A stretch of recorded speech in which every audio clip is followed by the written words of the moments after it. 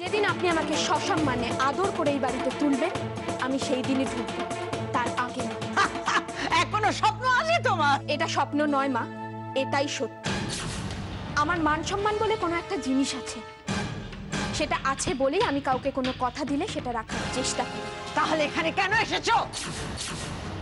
কি দেখতে এসেছো? হ্যাঁ, কি ভেবেছিলে তুমি আমাকে তুমি কোর্টে টেনে নিয়ে যাবে? হ্যাঁ হ্যাঁ, কি করতে চেয়েছিলে তুমি জানো না? হ্যাঁ জানো না আমাদের শাস্তি করা এত সোজা না, অপলা রয়কে শাস্তি দেওয়া এত সোজা নয়। একটু তুমি হয়তো আমাকে একটু ইরিটেট করেছো, এটা ডিস্টারবেন্স ক্রিয়েট করেছো, আদারওয়াইজ নাথিং। আমি আপনাকে আগেও বলেছি কোর্টে যাওয়াটা আপনার বিরুদ্ধে নয়। আমার এটা উদ্দেশ্য ছিল না, যেটা উদ্দেশ্য ছিল সেটা পুরোপুরি সফল হয়েছে। এটা জেনে ভালো লাগছে যে অনেকের মতো আপনার ছেলেও সত্যের পক্ষে আছে।